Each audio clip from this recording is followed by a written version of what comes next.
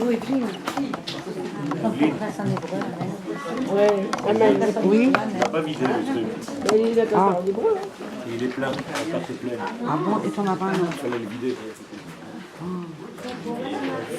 Pas full. Non. Dommage, il faut le vider, sinon il ne peut plus tomber.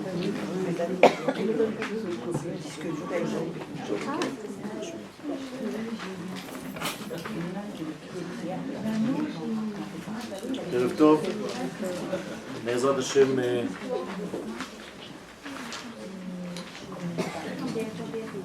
aujourd'hui nous avons une série de références qui nous viennent pratiquement tous des écrits du Rav Kook Zatzal concernant l'aspect psychologique de la personne lorsqu'il s'agit de la Teshuvah. Avant de commencer, il faut d'abord résumer le sens de toutes nos actions. Quel est le sens général de toute cette période du Rosh Chodesh Elul, de cette période de Teshuvah, des Slichot, du Shofar, de cette approche de la fête? Vers quoi nous allons? Si c'est en réalité une approche individuelle de l'homme pour bonifier sa place au jardin d'Éden, c'est une chose. Mais la création du monde n'était pas faite pour ça. La création du monde a été réalisée pour le dévoilement de la royauté de Dieu sur terre. Et ce degré-là ne peut pas apparaître chez un homme individuellement parlant lorsqu'il n'est pas relié à une nation. Comme il est écrit, la règle nous dit « En melech belo am ». Il n'y a pas de roi s'il n'y a pas de nation. Lorsqu'on vient le jour de Rosh Hashanah, vous savez bien que Rosh Hashanah, on ne demande pas pardon à Kadosh Baruch Hu. Ça n'a aucun rapport avec Rosh Hashanah. Yom Kippourim, on demande pardon. Mais le jour de Rosh Hashanah, on vient pour autre chose, complètement. Pour couronner l'Éternel, roi de l'univers. Pour l'accepter en tant que roi sur nous. Et pour l'accepter en tant que roi sur nous, nous devons nous présenter en tant que nation. Et je répète encore une fois, car il n'y a pas de roi s'il n'y a pas de nation. Donc si je n'ai pas conscience de mon lien, si je n'ai pas conscience que tous mes actes, entre guillemets religieux, sont issus de mon appartenance à cette nation d'Israël, alors je n'ai rien compris. Ce n'est pas les mitzvot qui vont me faire appartenir à la nation d'Israël. J'appartiens à la nation d'Israël. Et c'est parce que j'appartiens à cette nation que je suis soumis aux mitzvot. Ça veut dire que toutes les mitzvot que nous réalisons, en réalité, ce sont les mitzvot de la nation. Pas les mitzvot individuels, ça n'existe pas une mitzvah individuelle. Même mettre les tefilines le matin, ce n'est pas une mitzvah individuelle, c'est une mitzvah parce que j'appartiens à la nation d'Israël. Donc c'est une mitzvah que Dieu a donnée à la nation d'Israël. Et moi, je suis une branche de cette nation d'Israël, donc je dois réaliser cette mitzvah. Mais ça n'a aucun rapport avec mon degré individuel. Alors où est-ce qu'il va apparaître ce degré individuel, car il existe? Eh bien dans ma manière de mettre les tefilines. Je peux les mettre avec un nœud comme ça, un nœud comme ça. Ça dépend à quoi je pense pendant que je les mets. Quelle est ma manière de prier? Ça c'est mon degré, mon prisme à moi, individuel. Mais au niveau de la mitzvah elle-même, qui est commune à la nation tout entière. Elle vient de la nation tout entière. Ça veut dire que les mitzvot sont des mitzvot de la nation. Toutes les mitzvot de la Torah, sans aucune exception. Et toutes les fêtes de la Torah ne sont pas des fêtes religieuses. Ça n'existe pas une fête religieuse. Ce sont des fêtes qui concernent la nation, donc elles sont nationalistes. Rosh Hashanah est une fête religieuse? Non. C'est marqué où Rosh Hashanah? C'est même pas marqué dans la Torah Rosh Hashanah. Rosh Hashanah, c'est une preuve historique qui concerne la nation d'Israël et qui, parce que la nation d'Israël a reçu quelque chose en tant que nation, eh bien nous fêtons ce jour-là. La Gemara dans Rosh Hashanah, à la page 10, 8, 9, 10, c'est tout l'aspect de ce que je suis en train de vous raconter ici. Elle nous dit là-bas, elle nous raconte ce qui s'est passé Rosh Hashanah. Pourquoi nous fêtons cette fête? Et l'un des degrés où les deux sages qui discutent là-bas, en l'occurrence Rabbi Eliezer et Rabbi Yoshua, eh bien ils sont d'accord sur une seule chose. Rosh Hashanah, c'était le jour de l'indépendance de la nation d'Israël qui a fini son esclavage en Égypte, sans sortir. Ça veut dire que la première fête de la nation d'Israël libérée de l'asservissement égyptien, c'était le jour de Rosh Hashanah. Et c'est cela qu'on fête. On fête en réalité le Yom HaAtzmaut premier de l'histoire. Vous saviez ça? Non. Parce qu'on nous a éduqués durant 2000 ans à croire que le jour de Rosh Hashanah, c'est le jour du grand jugement. Donc tu es un individu paumé qui doit tout faire pour sauver ta peau, pourvu qu'on t'inscrive sur le livre de la vie et pas sur le livre de la mort. Voilà à quoi s'arrête Rosh Hashanah. Ce n'est pas du judaïsme, Moraï Verabotai. Vous tombez dans un piège de la religion. Avant de traiter ton cas individuel, il faut que tu saches que tu viens à Rosh Hashanah en tant que peuple d'Israël qui a, dans sa racine, reçu la qualité nécessaire pour dévoiler la malchoute, la royauté. C'est cela qu'on vient faire le jour de Rosh Hashanah. Le jour de Rosh Hashanah, on dit à Kadosh Baruch Hu, nous, le peuple d'Israël, cette nation que tu as créée, on veut bien accepter que tu sois le roi de l'univers. Et comme ça passe par une nation, on est là. Utilise-nous. Après, au niveau individuel, ça découle comment moi, individuellement, je vais faire ce travail. Mais ça ne commence pas par ça. Attention. C'est une erreur. Et malheureusement, quand ça commence par ça, par le côté individuel, ça ne le dépasse pas. Et donc, moralité, toutes les fêtes sont des fêtes très égoïstes, où je pense à préparer mon départ. Qu'est-ce que je vais avoir à ma retraite? Pas celle d'ici. Dans l'au-delà. Où est-ce qu'on va me loger? C'est ça le souci d'un juif. Le souci d'un juif est tout autre. Surtout lorsque le peuple d'Israël revient sur sa terre. C'est de proclamer, de faire régner Dieu sur la terre. C'est ça notre vrai souci. Et c'est ce qu'on fait le premier jour de l'année.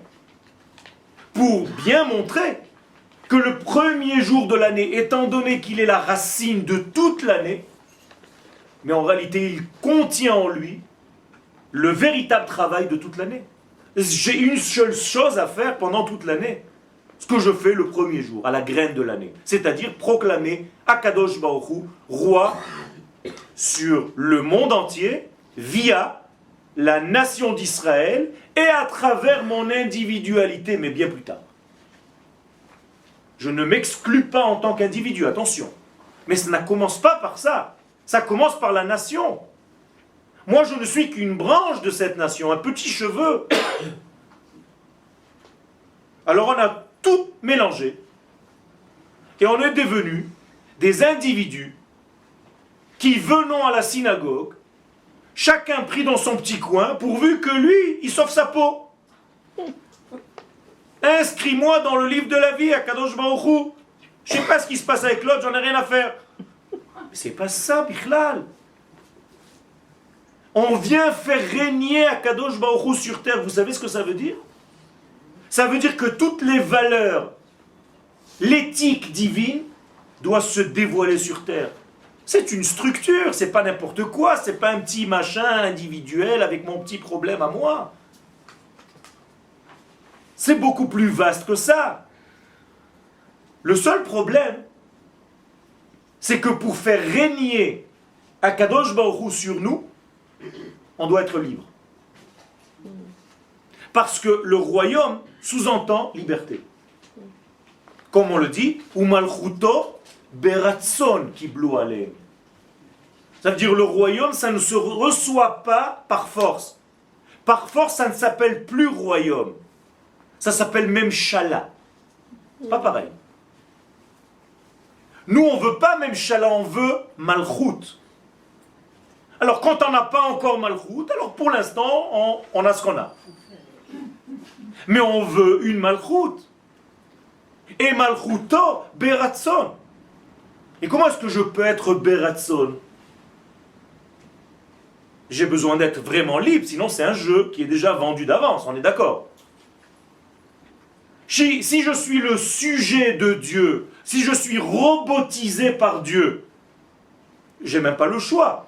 Il m'utilise et je fais sa volonté. Ça ne marche pas. Donc il ne peut pas être roi sur moi. Il est mon maître. C'est autre chose. Mais moi je veux un roi.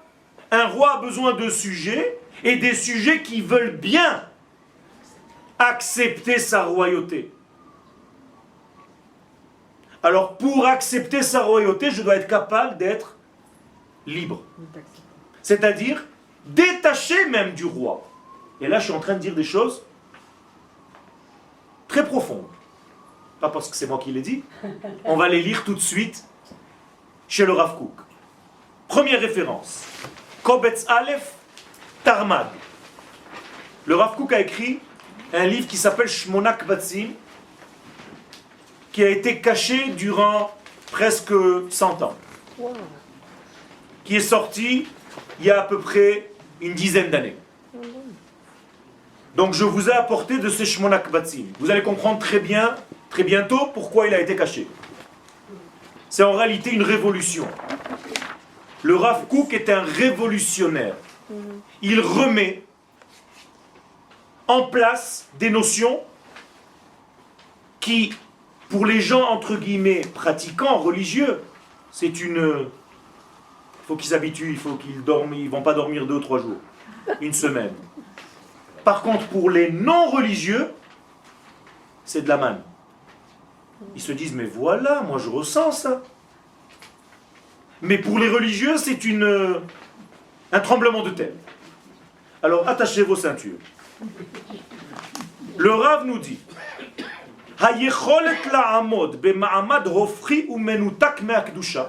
si tu n'es pas capable d'être à l'envers, complètement de la Kedusha, Menoutak, déconnecté complètement de Dieu, si tu n'es pas capable d'être déconnecté du Kodesh, tu ne pourras jamais être libre pour accepter sa royauté. Ça veut dire que le Rav est en train de nous dire, quand est-ce que tu es vraiment libre? Si tu peux faire exactement l'inverse de ce qui est marqué dans la Torah. Vraiment à l'intérieur de toi. Hein. Mais si tu te sens obligé de quelque chose, tu n'es pas encore un homme libre. Donc tu es en train de jouer, ton jeu est déjà vendu d'avance. Ce n'est pas vrai ce que tu es en train de faire. Dangereux, hein? C'est pas très éducatif. Mais le Rav Kook va jusqu'au bout. Ça veut dire, je t'accepte parce que je peux à chaque instant divorcer de toi. Un homme et une femme peuvent divorcer à chaque instant? Oui. Ça veut dire qu'à chaque instant que je n'ai pas divorcé, c'est que j'accepte de rester avec toi. Avec Akadosh Baruch Hu, nous dit le Rav Kook, c'est la même chose. Si tu n'es pas capable de divorcer de Dieu, eh bien tu ne peux pas accéder à ce niveau-là de le faire régner sur toi. Vekolzman, deuxième ligne au milieu. Et durant tout le temps,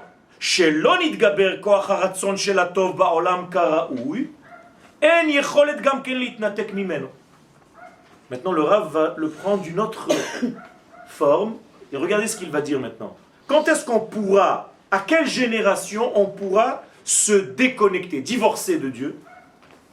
Nous dit le Rav, juste au moment où tout le bien va apparaître dans le monde encore dans un degré caché, qui n'est pas encore dévoilé.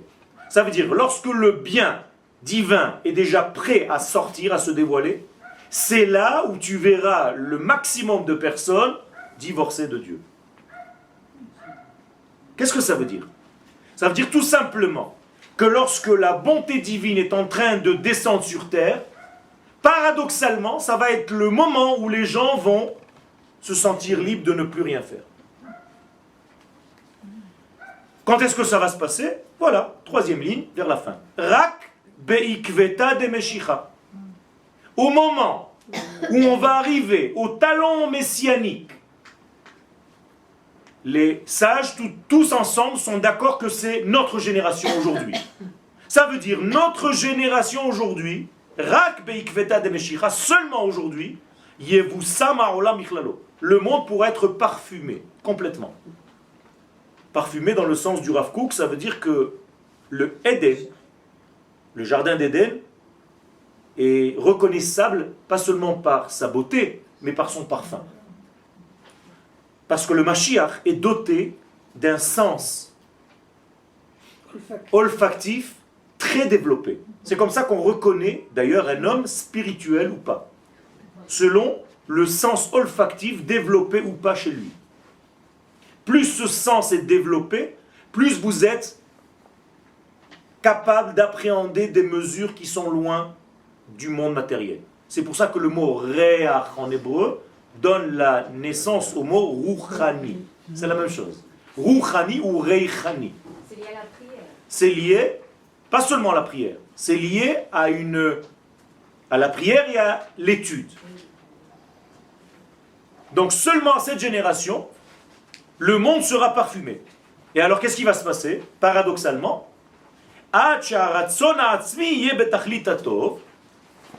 et donc, lorsque je vais choisir à ma génération aujourd'hui de servir à Kadosh Baruch Hu, je vais le servir complètement librement. Parce que j'ai tellement de tentations à l'extérieur de ne pas le servir, que si je continue de le servir, c'est que je choisis vraiment.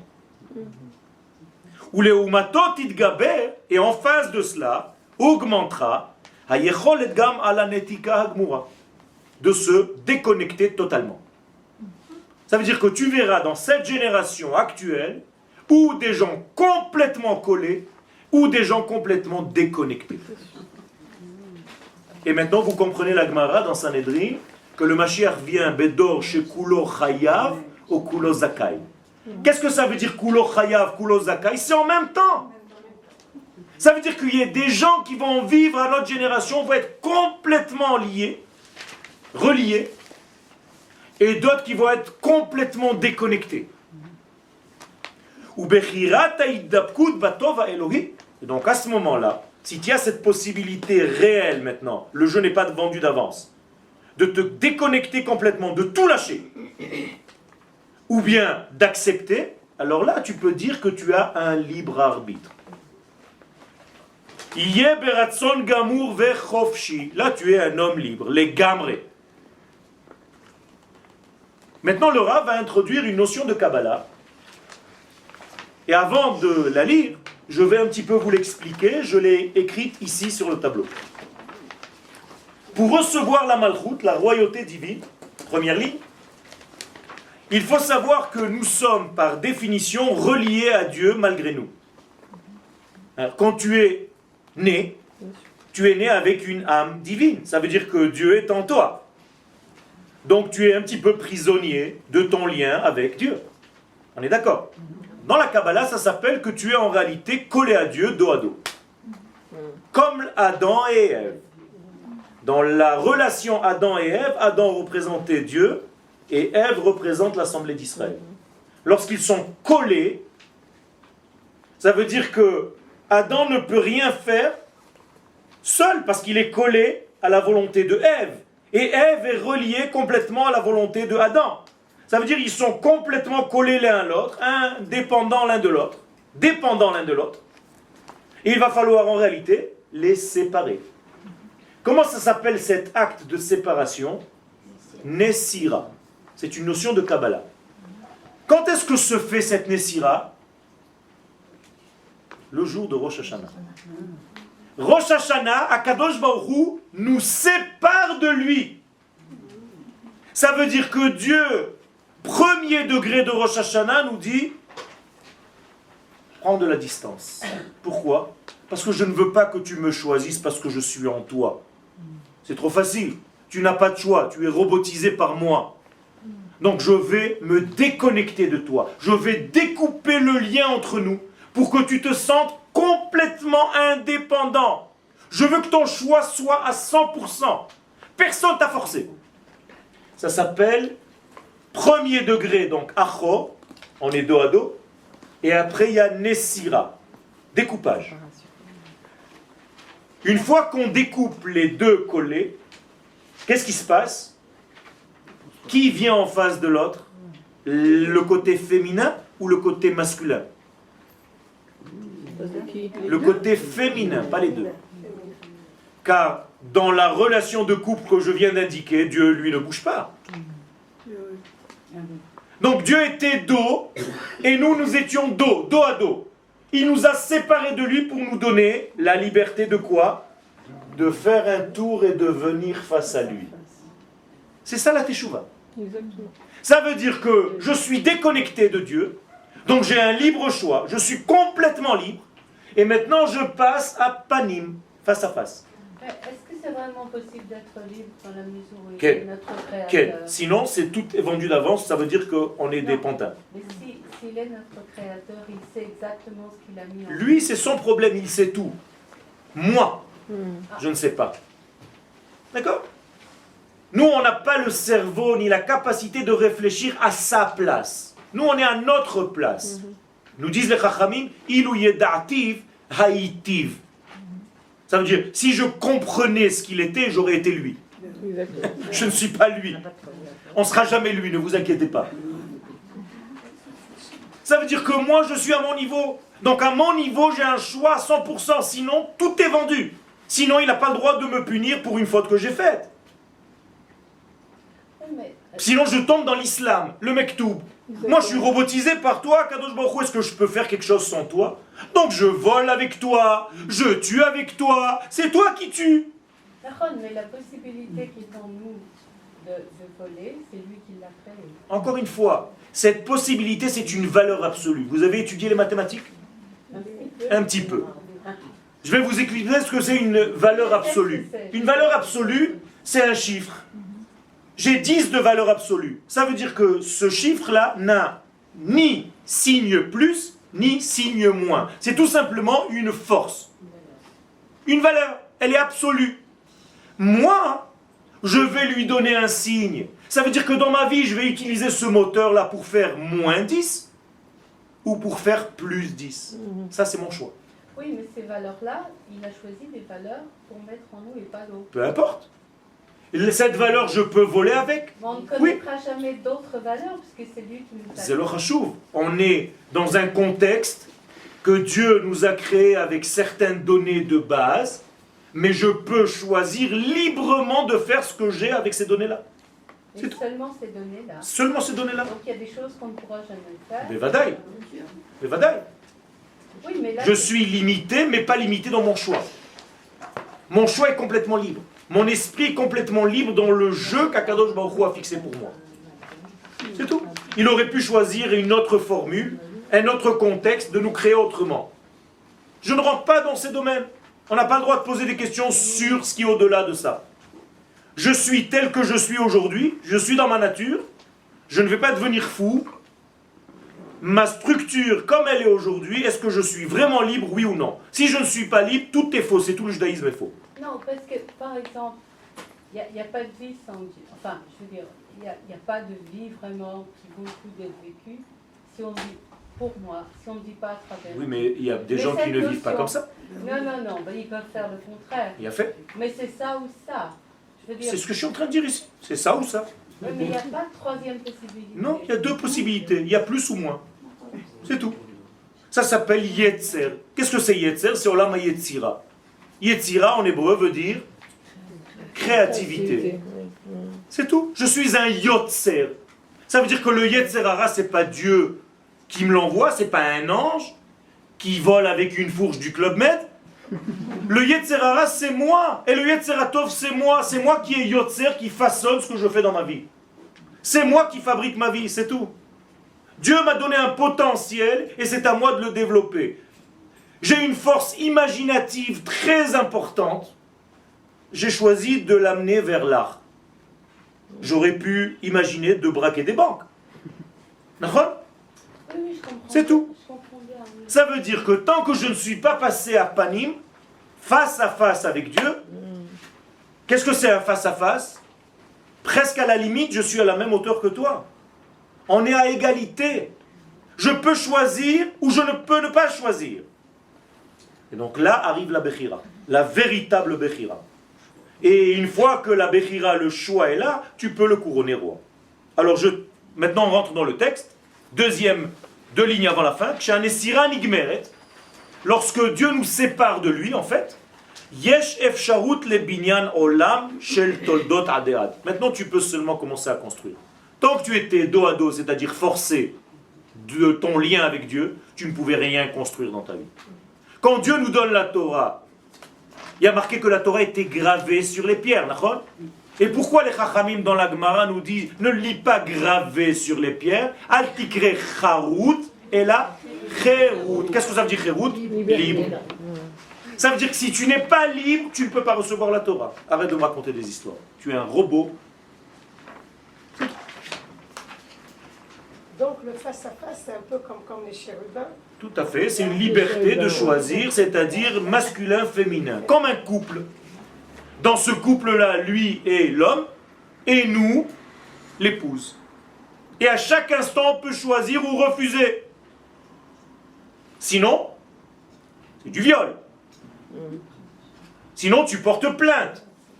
Tu n'es pas libre. C'est pour ça que je dis à tous ceux qui se marient, faites attention de ne pas rentrer dans le lien du mariage comme si un des deux devait mourir pour l'autre. Gardez votre liberté. Ça veut dire que tu dois, en tant que femme, être une vraie femme et garder ta liberté de penser et de dire ce que tu as à dire. Et l'homme, en face de toi, doit avoir la même chose. Sinon, tu es robotisé par ton mari, ça n'a aucun rapport. Ça veut dire qu'un des deux est mort. Et pour ça que les rabbins, de temps en temps, vous disent, dans le mariage, mon cher couple, 1 + 1 égale 1. Chas v'shalom. Ça veut dire qu'un des deux, il est déjà mort. 1 + 1 n'est pas égal à 1, il est égal à 3. Ça veut dire il y a toi, il y a elle et il y a Kadosh Baruch Hu au milieu. Et si tu n'es pas libre, tu es rentré en prison en réalité. C'est pour ça que je comprends les gens qui veulent enterrer leur vie de garçon avant de rentrer en prison. Ou de jeune fille. Okay? Parce qu'en réalité, tout est faussé. Ou mitgalé, razé. Et le Rav conclut, et ce secret-là, quand est-ce qu'il va se dévoiler? Qui va nous aider en réalité à nous dégager un petit peu de ce sentiment d'appartenir malgré nous à Dieu? On n'y peut rien, on est prisonnier de lui. Eh bien la nouvelle génération, nous dit le Rav, Bachutzpa, ça va être les tout nouveaux jeunes de la Chutzpa de la dernière génération qui vont nous dire que mais moi j'en ai rien à faire moi de toutes les histoires à la noix de coco, c'est quoi ta religion?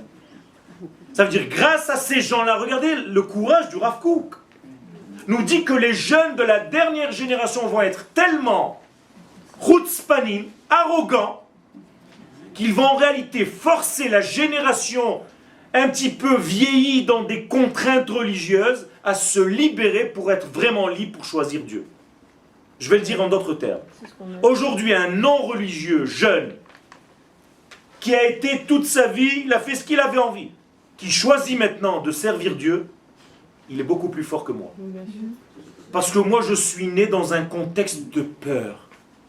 J'ai grandi dans le bon Dieu, attention, il va te punir. Lui, non. Lui, il n'a pas ça.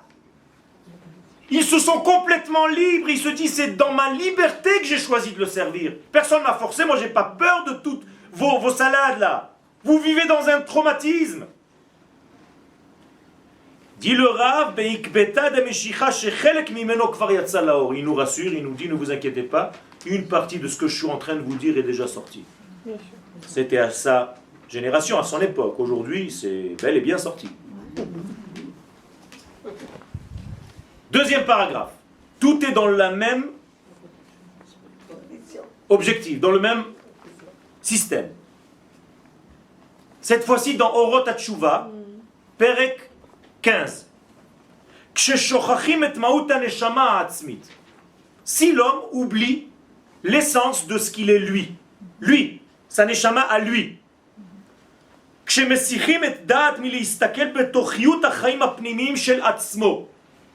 Quand je suis tellement contraint à des obligations extérieures et que je m'oublie moi-même qui je suis dans mon essence, tout dans la vie devient mélangé et dans un doute total. C'est-à-dire, tu fais des choses, mais tu sais même plus ce que tu fais. Pourquoi? Parce qu'à force de servir des lois, tu as oublié même de te connecter avec toi-même et de savoir qui tu es. Où est ton identité dans tout ça? Quand tu dis à quelqu'un ça va, il te dit Baruch Hashem. Alors, il m'a prouvé qu'il était très religieux, mais il ne m'a pas dit si ça allait. Vous comprenez? Ça veut dire que tu es dans un contexte où tu ne sais plus parler normalement. Même le système de la manière de parler que nous avons, il est complètement endoctriné. Non, mais quand on va servir à Dieu avec Simcha, pourquoi Simcha? Parce qu'on sait que Dieu est le maître du monde. Alors c'est la même chose, Baruch Hashem. Baruch Hashem, mais tu ne m'as pas dit encore. Tu ne m'as pas dit encore si tu es bien. Oui, mais de toute façon, ce qui m'arrive est bon. Encore une fois, je t'ai posé la question, je ne t'ai pas posé la question est-ce que Dieu existe. Je t'ai posé la question est-ce que tu te sens bien. Mais je dois me sentir bien. Non. Et si tu te sens mal? Ça veut dire que je me sens bien. Mais on n'a pas raconté ces trucs. Qu'est-ce que ça veut dire on n'a pas raconté ces trucs? Alors les gens meurent étouffés, vous avez raison. Non, j'ai pas dit ça, ça veut dire qu'il faut être libre. Il faut avoir une pensée libre. Ve'atshuva harashit, deuxième ligne, et la teshuva essentielle, première, shehi meira et amarshachim miyad, qui vient éclairer cette noirceur dans laquelle tu es tombé, immédiatement, dit le Rav, hi sheyashuva adam el atzmo. D'abord reviens vers toi. D'abord retrouve-toi toi-même. El shoresh nishmato, qui est ta source de neshama? Toi.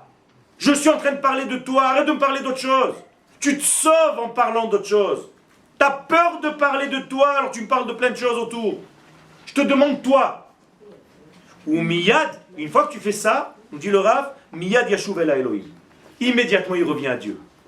Ça veut dire revenir vers toi, c'est revenir vers Dieu. El nishmat kol haneshamot. Parce que quand tu reviens à ta neshama, tu vas automatiquement revenir à la neshama de toutes les neshamot. Et alors là, il va monter de plus en plus, il va être libre, donc pur, donc quelqu'un qui va pouvoir faire des chidushim dans la Torah. Quelqu'un qui ne peut pas faire de chidushim dans la Torah, qui répète toujours les mêmes choses, c'est parce qu'il est endoctriné. Il est prisonnier d'une pensée. Rabbi Shimon Bar Yochai, alav hashalom, c'était un chachan. Pourquoi? parce que c'était l'homme le plus libre du monde. Il était tout le temps en train de marcher. Jamais vous entendez Rabbi Shimon Bar Yochai est assis quelque part. Rabbi Shimon aya olech baderech. Qu'est-ce que ça veut dire olech baderech? Il avance dans sa vie. C'est pas qu'il marche. Il avance sans cesse dans sa vie. Il ne se rassure pas avec ce qui a déjà été rassurant hier. Exemple. Je suis artiste peintre. Hier, j'ai fait une toile qui a beaucoup plu. Je peux rester encore 20 ans dans le même style. C'est-à-dire, je me rassure. Ça a plu, je ne bouge plus. Je suis plus un homme libre. Je dois avancer comme si hier n'existait pas. Vous comprenez? Sinon, ça ne peut pas marcher. Et dans la Torah, c'est la même chose. Si j'ouvre, maintenant je vous dévoile un secret, je n'ouvre pratiquement jamais les cours que j'ai écrits les années précédentes. Chaque paracha, je cherche de nouveaux trucs et je mets dans un hangar.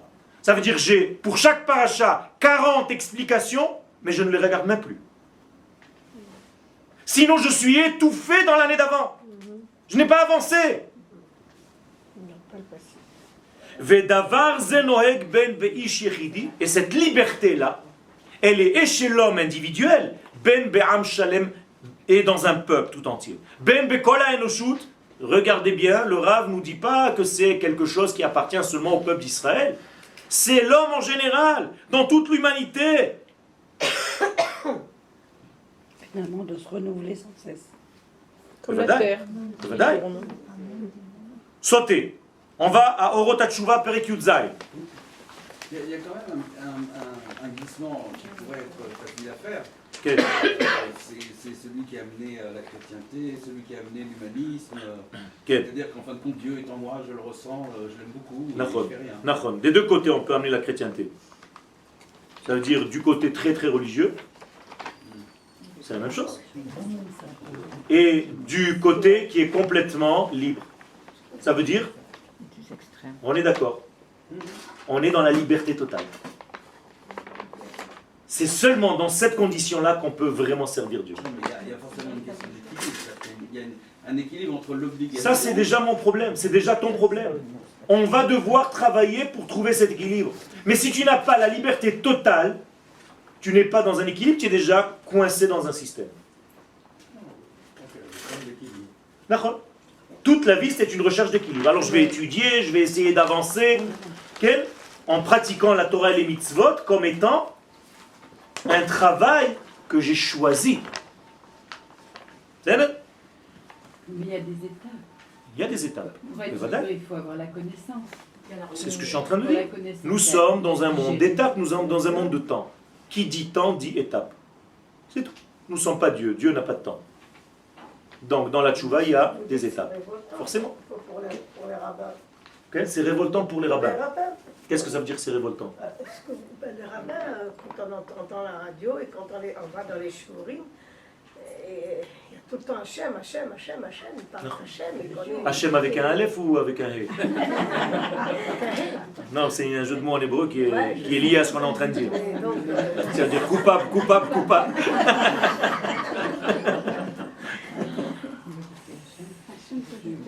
D'accord? Bien sûr qu'il y a Hachem. Mais il faut savoir aussi, regardez ce que j'aime. Ça me concerne, vous êtes libre aussi de ne pas venir au shiurim. Si vous voulez, c'est que vous choisissez de venir. Regardez quand est-ce qu'Akadosh Baruch Hu apparaît dans les textes du Rav Kook. Quand il a fini avec le domaine de la nature. Chez un religieux, c'est l'inverse. Il commence tout de suite par Dieu. Oui, c'est vrai.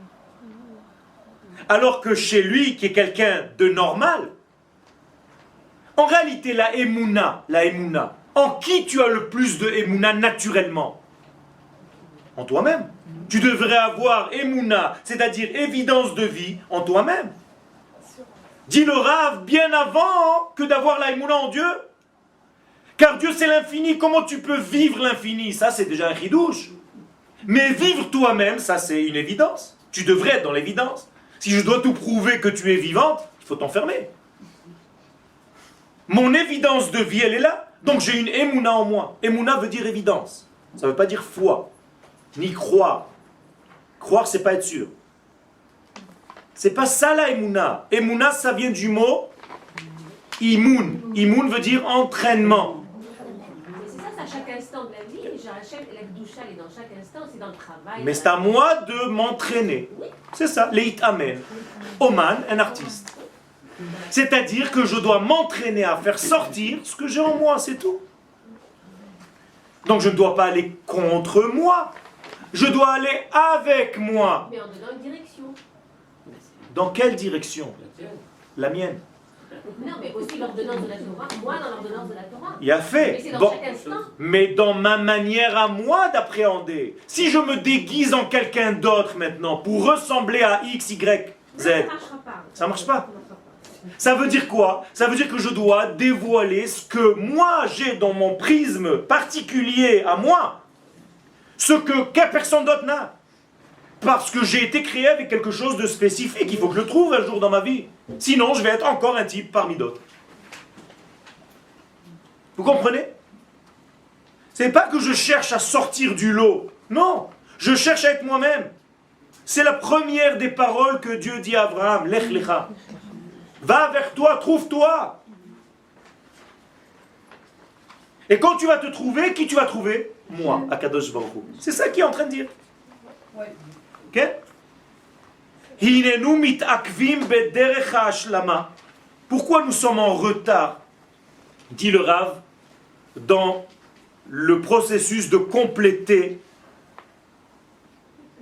tout le bien, toute la lumière du monde? Pourquoi on est en retard, dit le Rav? Vehinenu mefagrim ba. Nous sommes des mefagrim. Qu'est-ce que c'est mefagrim? Des retardés, dit le Rav.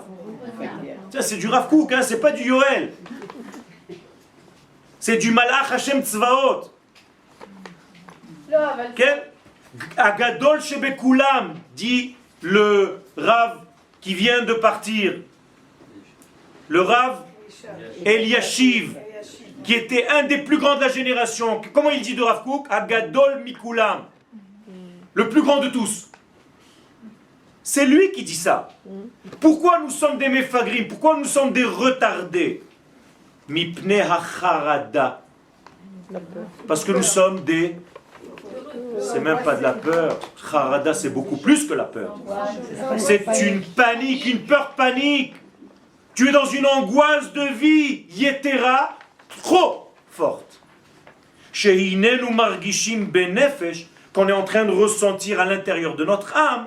Be'et asher rayon hatshuva over lefanenu. Dès qu'on te parle de tchouva, il y a l'angoisse qui te prend. Voilà ce que dit le Rav. C'est pour ça que tu es un paralysé, tu es un mafaguer, tu es un retardé.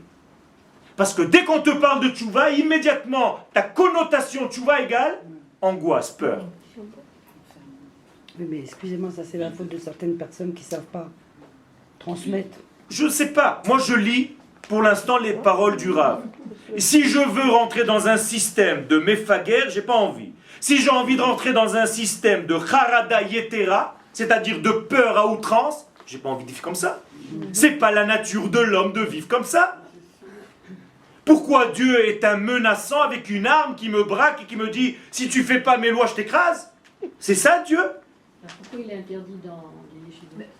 Il est interdit.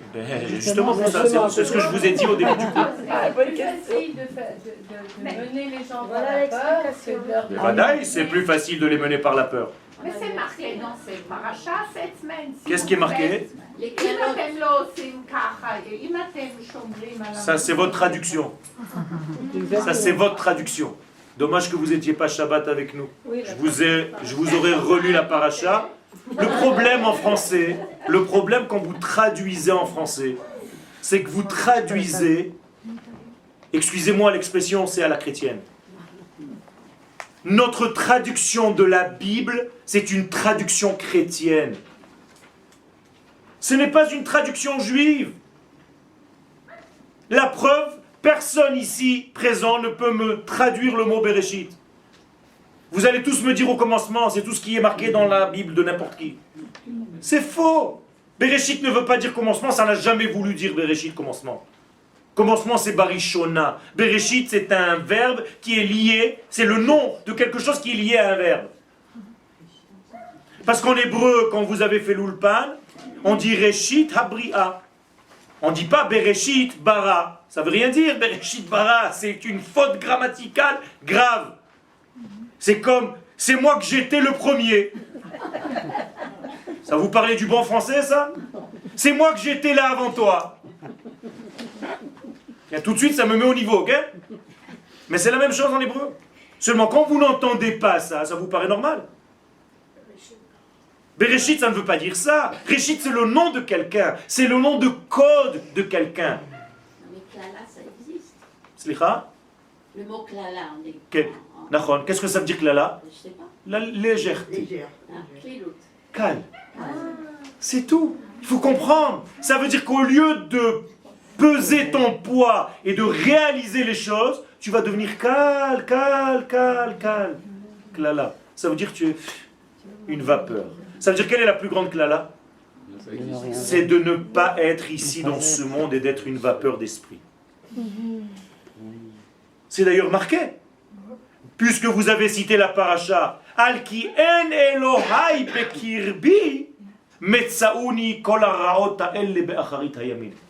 Traduction, c'est parce que je n'ai pas conscience que le divin est à l'intérieur de moi, que j'ai l'impression que c'est là-bas, loin, que toutes ces catastrophes, chas v'shalom, je les vois en face des yeux. C'est ça le Inyan. C'est-à-dire, si tu as conscience que Dieu est à l'intérieur de ta vie, que l'éternité, elle t'a donné une forme humaine telle que tu as maintenant, avec tes faiblesses, et que tu sais travailler avec ces faiblesses en essayant d'arranger les choses, tout doucement. Est-ce que vous voulez annuler le Yetzer Hara? Les Chachamim nous ont fait l'exercice de style d'annuler le Yetzer Hara un jour. Il y a marqué qu'aucune poule n'a pondu un œuf ce jour-là. Parce qu'il n'y avait pas d'Yetzer Hara. S'il n'y a pas d'Yetzer Hara, tu ne pourras jamais te rassembler avec ton épouse et avec ton mari. Alors c'est mal, c'est mauvais, c'est vilain. Mais pas du tout. Tout a été erroné, encore une fois, la chrétienté est venue faire des ravages, des catastrophes. Et donc tu vas finir par être une vapeur dans un monastère. Et oui, sans te relier à la vie. Les sœurs sont à voile et les moines À vapeur.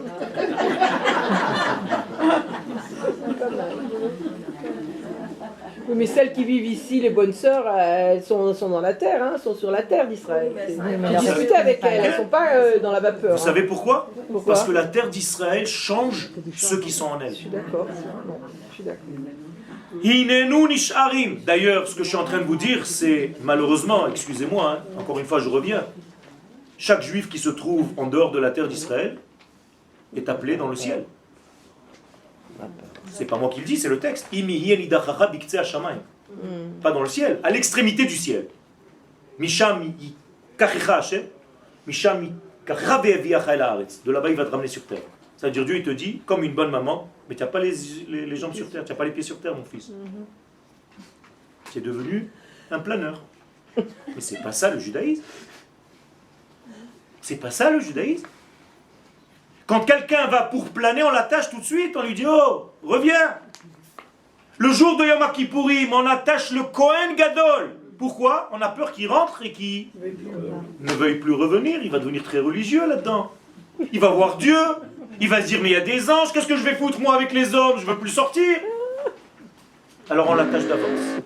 On lui dit « Tu vas rentrer, mais à condition que tu reviens chez les hommes. » Et d'ailleurs, la fête qu'on lui fait, c'est pas quand il rentre, c'est quand il sort. Vous avez compris? Ça veut dire, moi je fais des fêtes à mes élèves le jour où ils quittent la yeshiva.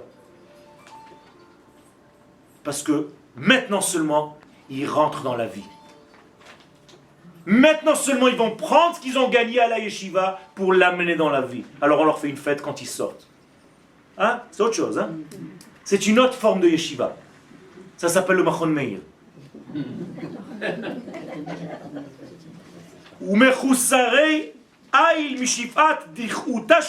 D'ailleurs, quand vous voyez les jeunes là-bas, vous voyez des mecs musclés, bien dans leur peau, normaux. Pas des lavabos, des types qui n'ont... C'est des soldats. C'est des soldats. C'est ça le judaïsme, Moraï Verabotaï, c'est pas moi qui le dis, je le dis avec beaucoup de peine.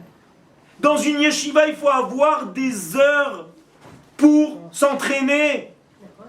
Les enfants d'une yeshiva doivent être super combattants, ça doit être des champions de full contact, de karaté. Et quand leur esprit est ouvert, que leur corps est sain, qu'ils mangent comme des taureaux, ils peuvent étudier la Torah normalement. Parce qu'ils sont sains d'esprit et de corps. C'est le Rambam qui dit ça.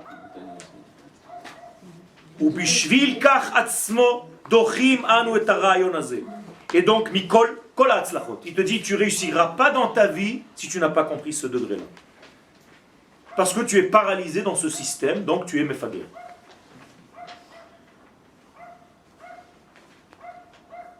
À l'intérieur de ça, je saute 2 ou 3 lignes. Quand tu fais tchouva,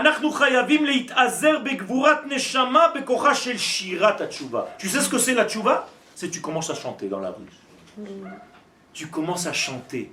Si la tchouva elle t'a rendu triste, austère, fermé, tu parles plus à personne parce que maintenant tu es sérieux. Quand tu dis à quelqu'un, regardez jusqu'où ça va. Quand tu dis à quelqu'un sois sérieux, qu'est-ce qu'il fait? Il fait la gueule.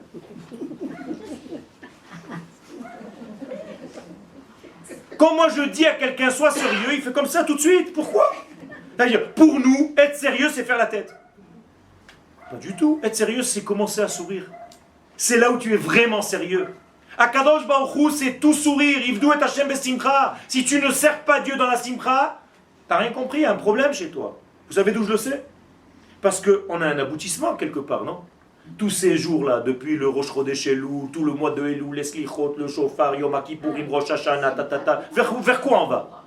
Vers Simchat Torah. Le dernier jour de tout ça, c'est Simchat Torah. Ça veut dire, si à la fin, tu es assis, parce que tu n'as rien compris, tu n'es pas joyeux, tu n'as pas cette force de danser de la Simcha qui est l'aboutissement de tout, ça veut dire que tu t'es planté en route. Il y a un problème. C'est comme en mathématiques, si à la fin il te manque un chiffre, il y a un problème. Tu dois revenir sur tout le développement. Kol hayagon shela. Toute cette... Qu'est-ce que c'est yagon? Yagon, c'est pas de la tristesse, c'est de la... Laïsta. Ça s'appelle laïsta, voilà. C'est le laïsta. Voilà. Tout kol hayagon de la tchouva, mukhrach li'tapech etzlenu le shira ra'anana.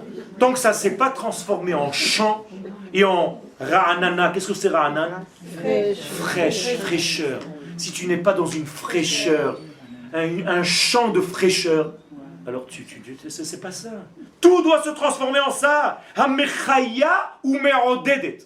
Quand tu sors d'un cours, tu dois être plus vivant et plus joyeux, léger, en te disant mais on est super bon. On n'est pas aussi nul que ce qu'on nous a dit. Léger. Hamenachemet ou merapa. Et c'est elle qui va te soigner. Dans ce sens-là.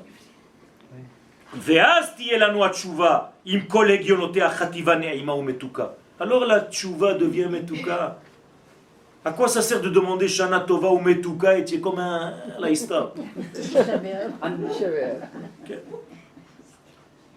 Et cette nervosité de l'homme qui n'a pas ce degré-là, ça massacre tout, tout. Tu rentres à la maison, tu es énervé parce que la table n'a pas été comme ça, parce que j'ai étudié dans le truc que si c'est pas comme ça, c'est pas comme ça. Ça massacre des gens et des familles entières. Pourquoi? Parce que tu as étudié que c'est comme ça, mais je peux t'amener encore un rêve qui va te dire exactement la même chose de l'autre côté. Ne t'inquiète pas, tous ces saints soient dans un... Respire, respire, détends-toi. Les tovatenu apratit. Je saute parce que j'ai déjà terminé presque le cours. Regardez à gauche. Kobetz Aleph, la troisième paragraphe. Kobetz Aleph, taf taf ain. Quand on enseigne à l'homme une Torah de soumission à Dieu. Et qu'on ne lui enseigne pas combien Dieu est grand. Est-ce que vous avez compris la nuance? On t'enseigne combien toi tu es minable, au lieu de t'enseigner combien Dieu est grand. Alors on va te dire, mais qui tu es? Hier tu étais là, demain tu es déjà dans la tombe. Qui nous sommes? Nous sommes rien du tout dans ce monde. Ce monde c'est un passage, on n'est rien. On est juste des morceaux de chair. L'essentiel c'est la neshama. Donc tu es foutu, tu es une zut, quoi, il n'y a rien. Te dit le Rav quand tu enseignes cette Torah-là, Hare mekalkelim bazet nafsho, tu es en train de massacrer l'âme de cet enfant. Ça devient un esclave, tu es en train de fabriquer de tes mains un esclave qui va être soumis avec la tête baissée. Et renseigne-lui combien c'est grand, combien c'est large, combien l'Éternel est bienfaisant.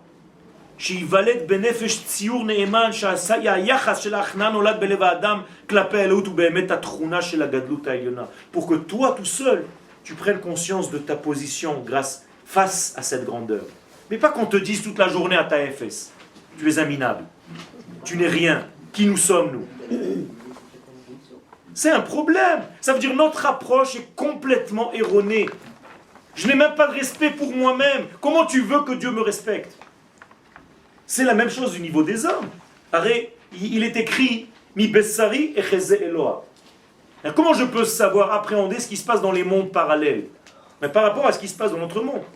Imaginez-vous, je rentre en cours et toute l'heure de mon cours, je vous dis, écoutez, je suis un grand minable, j'ai jamais rien compris, je me demande même pourquoi vous venez à mon cours, je suis quelqu'un de vraiment très très grave, je suis un fauteur, toute la journée je faute, j'ai de mauvaises pensées, je suis quelqu'un de vraiment minable, et voilà, je suis venu vous le dire, je suis dans la tristesse totale parce que je ne vaux rien, je vous l'avoue. Les gens ils vont sortir un après l'autre. Mais un type comme ça, une femme comme ça, t'as peur rien que de la toucher pour ne pas que ça te colle. C'est une catastrophe. C'est assourd de faire ça. Parce que ça veut dire que tu ne respectes pas le juif qui est en toi. Pourquoi tu respectes le juif qui est en face de toi? Et le juif qui est en toi, c'est pas le plus proche de toi? C'est ton meilleur ami. Oui, mais vous simplifiez quand même au maximum. Oui, je suis là pour ça. Je suis là pour faire des caricatures. C'est ça, donner un cours. C'est faire une caricature pour que les gens comprennent de quoi on parle. Mais Vadaï, je suis là pour ça. Pour que vous sortiez avec quelque chose de clair dans la tête. Okay? Sors de notre carcan. Kobetz Aleph, je saute d'un paragraphe. Yir'a yetera, quand tu as trop de crainte, Pogemet hi et ta emuna. T'as ta emuna qui prend un coup dans l'aile grave. Vous comprenez, ce Rav Kook, il est en train de faire un massacre là. Ça veut dire, si tu as trop de crainte, tu es en train de massacrer ta propre emuna. Pourquoi? Parce que tu n'as plus confiance ni dans ton cerveau, ni dans ton intellectuel, ni dans rien du tout de toi-même. Moralité, tu es en train de repousser l'étincelle divine qui est en toi. Donc tu dis à Dieu, tu as créé un être minable. En l'occurrence, moi. Merci mon Dieu. C'est ça que tu es en train de dire. Alors si ça se terminait ça, d'accord? Il te dit à partir de ce moment-là, quand tu réagis comme ça, commencent à venir des idées mauvaises. Et elles te minent. Ve'at tzadik, et un vrai tzadik, regardez ce que c'est un tzadik. Makir et asiba hayesodit le tzarazo. Lui il connaît cette finesse-là. Le tzadik a cette tzara, cette maladie. Vechozer bitshuva mi'ira yetera. Il fait tchouva de trop de ira. Vous avez compris? Il a tellement de crainte qu'il doit faire tchouva de ça. Incroyable! Et regardez le pasouk que le Rav Kook prend pour corroborer ses paroles. Mekayem altira Avram. Quand Dieu dit à Avram, n'aie pas peur, il lui dit, ne sois pas un trop craignant.